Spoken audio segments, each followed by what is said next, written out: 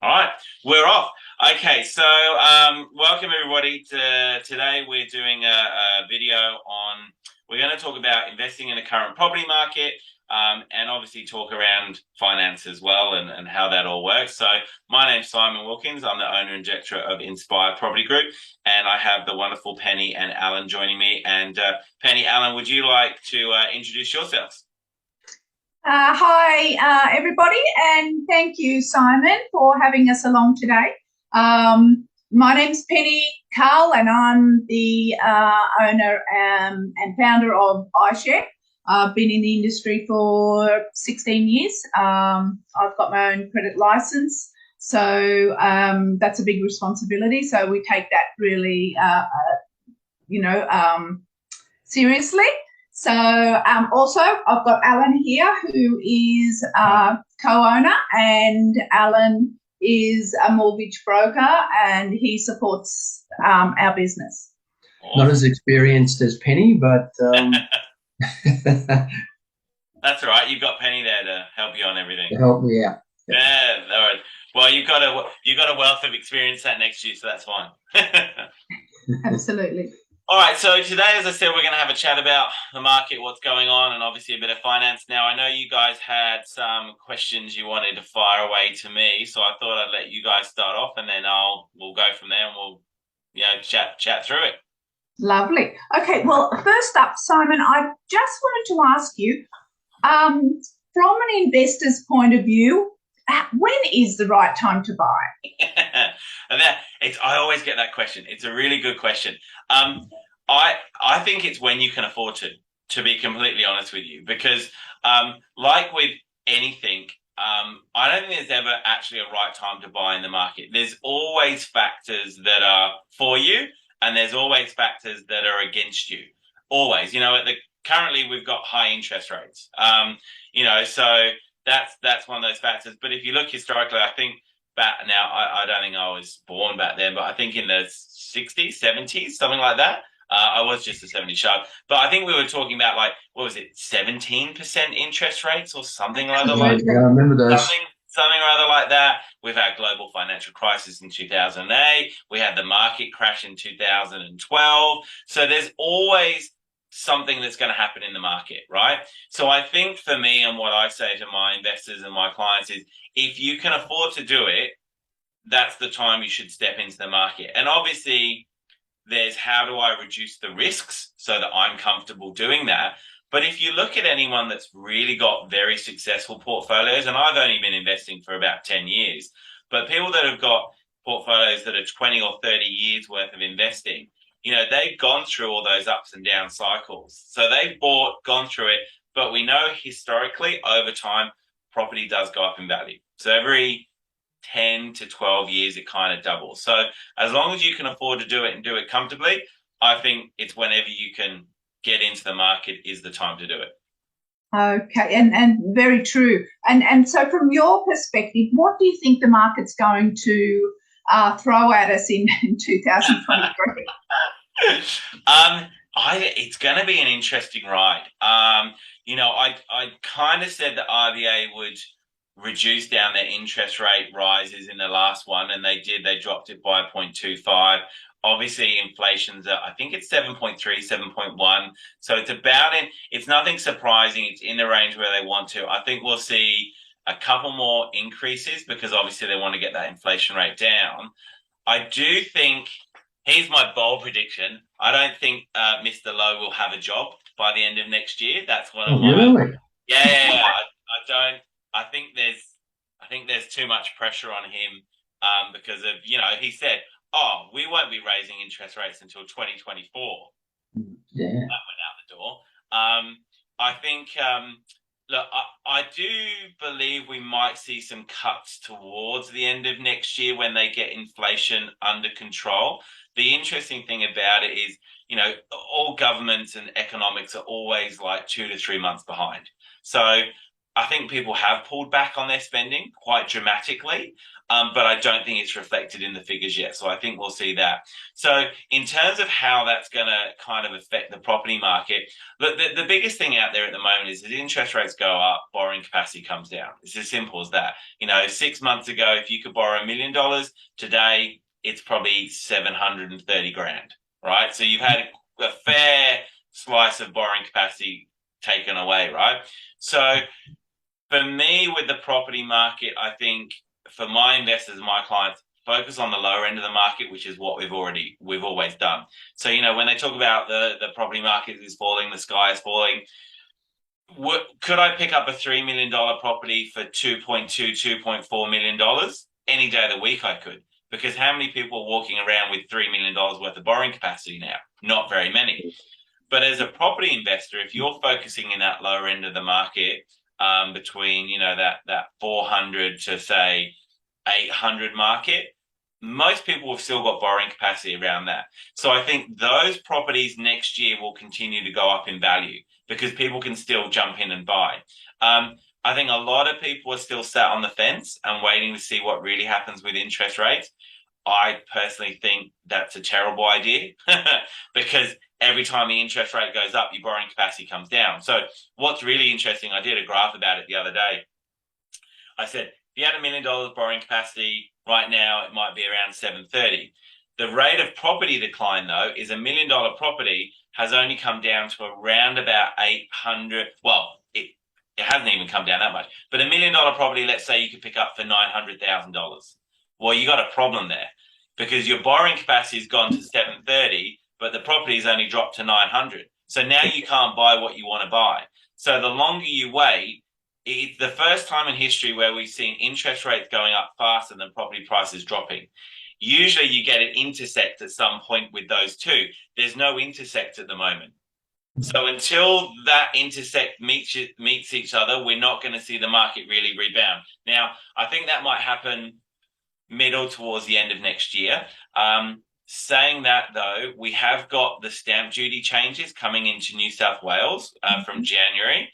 I don't think that's as big a draw card as everyone seems to be pushing it is, because at the end of the day, if I can borrow $800,000 and let's say my stamp duty is 30 grand, right, on that purchase, or 40 grand on that purchase, just because I don't have to pay the stamp duty doesn't mean I can borrow more money. And you guys would know that as finance brokers, right? You're still only going to be able to borrow 800. It just means you can put that deposit and go to a purchase of 840.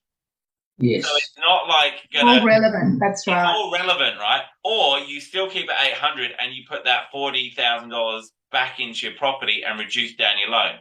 I think that's probably a smarter way of doing it than pushing up by the extra 40. So realistically, is that going to do a lot? No, it'll do a little bit, but not a much. I think the biggest one will be the shared equity scheme that the government's coming in with for, I think it's, they keep revising it, but at the moment it's for nurses and teachers and policemen, which is the government will give you 30 to 40%. Now that I think is going to have a bit of a change on the market, because now if I want to go and buy, I think it's up to $950,000 property, I only need borrowing capacity of 600 because the government's going to chip in the other 30. So I think as investors, again, looking at that lower end of the market is where the growth is going to happen, because I think there's a lot of people just sat there waiting now. And when that kicks in, I think the first home buyers will come back into the market again, because the only reason the market slowed down, as you guys would know, is borrowing capacity. Yeah. If we were still at 2 and 3% interest, our market would still be going. Absolutely. Yes. So I think for next year, I think, that will happen. I think we'll see some growth towards the end. I think we'll see a lot of growth in the lower end of the market. You've got to kind of divide up the market. And that's across Sydney, Brisbane and Melbourne, which are the three I operate on. So that's kind of my, I wouldn't like to say prediction, but that's kind of what I think might happen. Okay. And a question that I'm always interested in is the rental yield. So do you see a huge difference in the rental returns that property investors are going to see in the future? Yeah, and I do, and I think again, you have to break down markets to really get an idea of what's going. But look, our rent's going up 100%. Like I've got a townhome in Schofields that I just settled on. When I started looking at that 12 months ago for potentially renting, it was at $620. Now it's at $700 per week. Yes. Now that's still on. So on what I paid for it, that's a great yield, right? So the rents are coming up, and I think what has happened is the property prices ran away, and then so you had a little bit of a disparity, but now the rents are coming back up again. So, we do a lot around Central Coast, Newcastle, in Queensland, and we've seen, you can easily pick up 5% yields now. Pretty easy. A standard home will almost give you a 5% yield now. And then with your things like duals and duplexes, you're looking at 6%, 7% upwards from there kind of thing. And then for next year, but we do have a massive rental crisis in this country. Next year they've opened the door to 165,000 skilled migrants coming into the country. Now, they'll come in. What happens is they'll come in, they'll rent for the first year, then they'll buy. That's kind of what happens. I have a lot of clients who do that. And so where are we going to put 195,000 skilled migrants?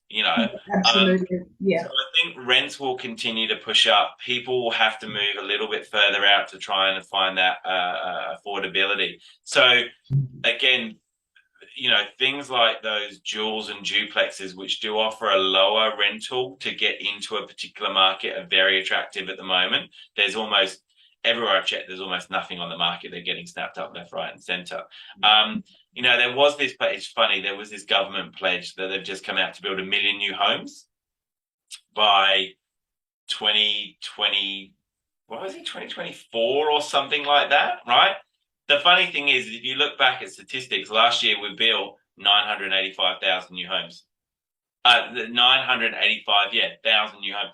So their pledge for 1 million new homes, actually, if you look at it, is a bit of a furphy, because we almost built that many last year anyway. It's basically an extra like 15,000, 20,000 new homes, which, will help, but it's not going to cover off 195,000. So on top of what we've got already, on top of what we've got, our locals. Yeah, and I know that, the building has fallen off a cliff at the moment, right? Like I talk with a lot of builders, and they are struggling to get new builds in because build prices have gone up, land prices have gone up, and the properties are all above that threshold now that people can afford to buy. So people are buying existing versus the newer stuff.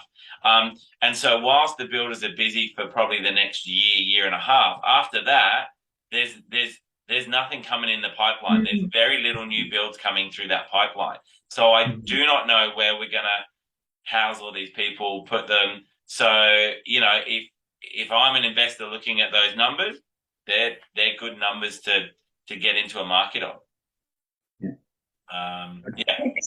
It's a lot to consider, isn't there, Simon? And I guess you've got that job of finding property and presenting different options to your clients. And I guess where we come in is we can support you with helping your clients with a home loan that suits their particular needs. Yeah, for sure. Like, I say to all my clients, I had one just the other day, and he's talking about where he wants to buy and all of that. And I'm like, have you gone and done your finance? He's like, no. I'm like, well, you need to do finance. Like, we've actually got to understand what you can actually borrow. Like, otherwise we're just talking uniforms. Yeah, exactly. Who knows? It's very important. And I think one of the most important things at the moment is understanding, and I know you might have clients that have got trapped by this as well, is you've got a pre-approval, it's in place for 3 months, you don't find the property, then you find the property, you go back to do your pre-approval again, and suddenly your borrowing capacity has gone down by another 40, 50 grand. And we see that, Yes. Simon. So it is very important, but there are some lenders that are doing fully assessed pre-approvals, which is a whole lot more comfortable for clients to go and negotiate. knowing that their situation has been assessed by the lender before that pre-approval or that the approval in principle is issued, because we have seen that happen as well. We have a pre-approval in place. Clients present with a contract of sale, with the rates having risen in that 3 months, and we've had, one each month. It just throws everybody outside of that capacity. Yeah. And not only the rates going up, it's all the buffers the lenders are building in to their serviceability. And I guess it's a good thing to protect clients from over borrowing. Yes. But it's very disappointing for those people that are trying to purchase and they've got their heart set on a property and it's just becomes out of their reach. It's very disappointing, but it's the way it is at the moment. That's just the way of the market. Yeah, and you touched on something there about that internal servicing, because people always go, you hear it, right, when the market goes down. Oh, we're going to have defaults and people not being able to afford their loans, and the market's going to crash. But you know that the banks internally service at what, 2-3% higher than what they're 2 to 3, yep. 2 to 3%. So Higher. I was thinking the other day. So until we get to that much higher, and so that would have been at what? Around about, even when it was at 3, what they were servicing at what, 5 to 7% kind of thing. Yeah, that's right. And then they build in extra buffers as well. The two for their own compliance and for their own policy. So all the lenders are actually a little bit different. Yes. And that's why I think the RBA have gone so aggressive, because they know that everything's built in those buffers in the background. But I think they've realised they're getting to the top of that buffer where interest rates are at the moment, that it will start pushing people into the not being able to afford category. And then that's when we get into trouble, which is why I think we won't see very high interest rate hikes coming through again. Now, even if inflation does get higher, they just cannot push it any higher, because it will push a lot of people over that servicing and over that edge. But historically, I've done data on it before, back in when was it, 2012, I think, or something like that. We have very low rates of mortgage stress and mortgagees in this country. Our banking system is actually one of the best in the world, and actually very strong as well. So yeah, we're pretty lucky. We are very lucky. And that actually what I wanted to ask you too, Simon, is what are you seeing investors need to do to protect themselves for the future? Yeah, so I've always been that investing in property should be something you buy, you set, and you forget, and you check in every now and again and see how it's going, right? So that's kind of how I've always worked with looking at investing into property. So in terms of protecting, like anyone that tells you there's no risk in investing in property, they're lying. And I see the guys do it all the time. No risk, there's always risk, right? But you've got to understand that risk to be comfortable enough to move forward. So what I think investors really need to do is buy within your budget. Right. So I have investors all the time come through. Oh, I could borrow $1 million. Great. What level are you comfortable at? We want something around 600 or 700. Brilliant. I think that's a great idea. Keep a bit of buffer in there just in case. If interest rates go up, you've got a little movement in there. So I think invest below. The one thing at the moment, like interest rates. So obviously one of the key things to look for is a good rental yield on that property. Personally, I think rental yield is probably a little bit more important than capital growth. So what I say is, capital growth comes and goes, right? No one's got a crystal ball to predict exactly when it's going to go off again, right? But cash flow is quite predictable. So I think if you focus on cash flow, making sure that you can afford the property, the capital growth will come eventually over time. One of the key questions I do ask all my clients, though, is how much per week can you afford to put towards an investment property that isn't going to break the bank? And so many people don't think about that. They go and buy a property that they can afford to buy, they can't afford to hold. and you've got to be able to afford to hold it, right? So again, it's looking at personal circumstances. You know, if a client says, "Oh, I can afford 500 a week," I go, "Right, let's work on 250." If it's a young couple, I go, "Are you planning on having kids?" "Yes, we are." "Great, we're going to work it off one wage because I don't want you being, you know, at maternity leave going, 'Crikey, we can't afford this investment property,' right?" So I think looking at those, for me, it's all around the numbers and the cash flow, and looking at that is the way to kind of reduce down those, that risk. And then I always calculate the interest rate above whatever my broker gives me by 1%. Okay, so you build in your own buffer. I build my own buffer in. So if you tell me they can get 5%, I'm going to buffer at 6%. I'm going to do the cash flow at 6% to make sure that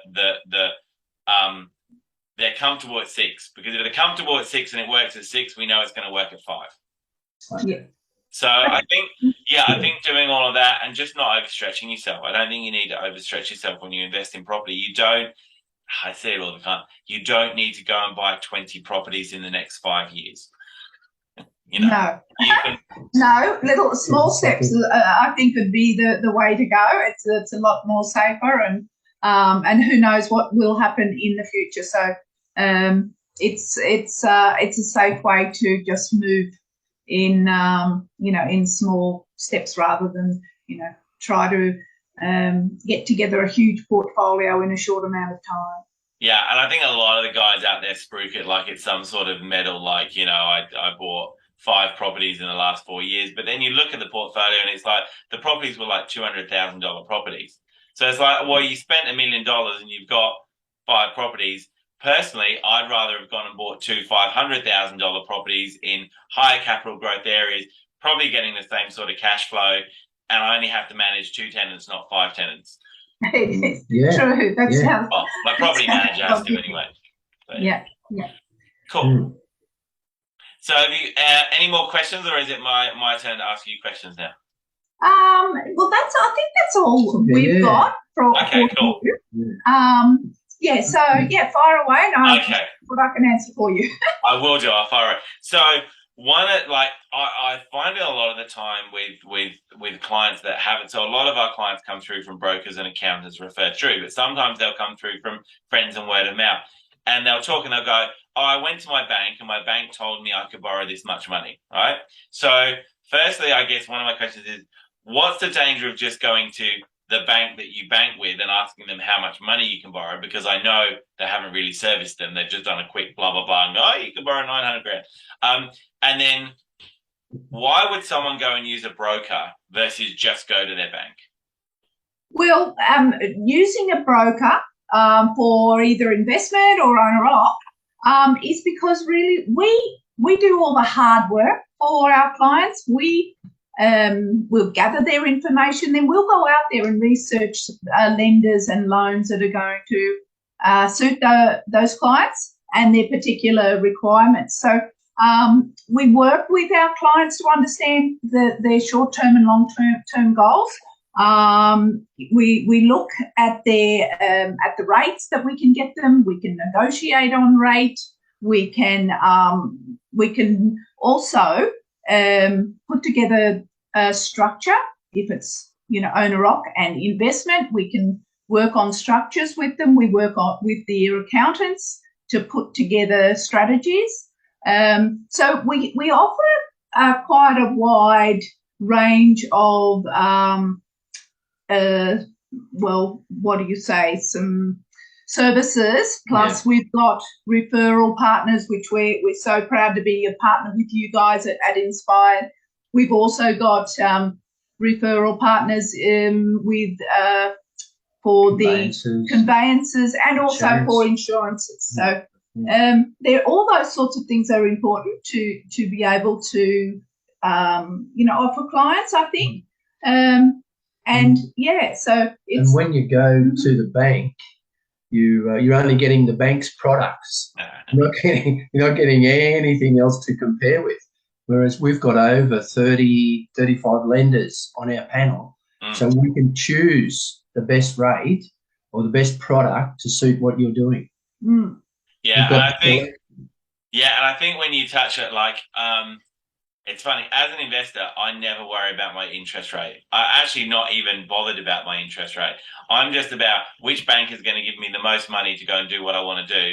And the interest rate doesn't really bother me that much because I'm looking at investing as a holistic. Like, what does the cash flow look like? A 0.2 or 0.3 or 0.5% here or there doesn't make that much difference on a full cash flow when you're looking at investing in a property for 20 or 30 years time. And as you guys would know, and I'm sure you come across this, you can take one client to 3 different banks and get 3 different borrowing capacities, can't you? That's correct. We do. So what we do is that's all part of our research. So we do all of that research across the lenders that have got the best product or the most suitable product, I should say. And then we find there can be a huge difference between different lenders and what they're prepared to offer clients as a borrowing capacity. And virtually what we do is we gather that information, we'll present it to our clients, and the clients then, we have a chat with them. They actually decide which lender is going to suit them because we've given them all that information, everything about the product. There's nothing hidden. So they can take it to their accountant, or they can have a chat with their advisors, their financial advisors, or you guys, and say, well, this is what we can get. This is the number we can work with. Yeah, and I know as well. So, and saying all of that, all the banks, the client can still go to their own bank and still work through you guys. Absolutely. We can, if that's their choice, we usually take who they're banking with into consideration in our options to say, well, okay, this is what your bank can do for you. This is what other banks can do for you. And you tell me which is more suitable, because it could be a lot more convenient for them to stay with their own bank because they've got all of their accounts set up, which is understandable. So it's virtual. You know what? It's just a choice, and it's getting customers and clients and information to consider. That's what it's all about. I don't ever say to a client, this is the bank you need to go with, because it's not my deal. It's not my life. So all I can do is provide the information. That's right. And just so people, I think people are getting more and more used to using brokers, because I think brokers write, what is it, 60% of all loans now in Australia or something like that? 70, nearly up to 70 now. Nearly 70%. So everyone's getting used to going to brokers. And some people still don't think it doesn't cost them any more to use a broker versus to go to their bank. In our case, it doesn't cost them anything. We don't charge a fee for service because we get paid by the bank. So that's one fee that clients don't have to factor in. But in saying that, we are cashback brokers, so we do share our commissions with our clients as well. The trailing commission we receive from the bank, we give that back to our clients to to make it work for them, help in their own figures. With investors, obviously, you wouldn't use it so much, but with owner-occupied, you would. Need to help them out a little bit more, exactly. So, and and it's interesting. Like this is years ago, my broker that I used, because they knew all the rates, they actually went back to my bank and negotiated a better rate for me, and I didn't even have to do anything. They didn't even get paid for it, but they just knew they could get a better rate. Went back, negotiated the rent for me, got my rate down by, I think, 0.3%. I didn't even have to do anything. Exactly, and that's what we do as part of our service, and we get a lot of it now, just with people, asking. Well, they don't even ask. They just say, is there anything that we can do? First point of call is your existing lender to see if they can help, first of all. If not, we look to take them somewhere else. Yeah. So those choices are there as well. So we're doing a lot of that, negotiating discounts for our clients, because what happens when we have an interest rate rise? The banks will start to bring out new products. They'll bring out new deals, okay, that are discounted deals. So, but they only offer those to new money, to new lending. They don't offer those to their existing clients. I know, I hate that. So that's our job. We go back and say, well, hey, you're offering this to your new clients, so why not? Can we get that rate for our clients as well as a retention exercise to keep them with you? So we do that quite a bit. And you know what? The banks are quite good with that. They will help out. They will, because banks make money off of mortgages. Absolutely. Yeah. All right, awesome. Well, thank you. I think we've kind of run out of time. So thank you so much for your time today and sharing all your knowledge and everything like that. If anyone wants to get in contact with you, what's the best way to get in contact with you guys? Well, you can visit our website, www.isharebrokers.com.au, or you can call us direct on 0422 126 430. Awesome. And I'll do the same because I know you're going to post me on yours. So if anyone wants to get in contact with us, you can go to our website, which is just www.inspiredpg.com.au, or they can just call me directly on 0433 935 054. And I'm always happy to have a chat about property investing and buying homes. Love it. So thank you so much, guys. Have a wonderful rest of your day and enjoy. It's almost the weekend, so we can all knock off early. And thanks so much. All right. That's lovely. Thanks, Simon.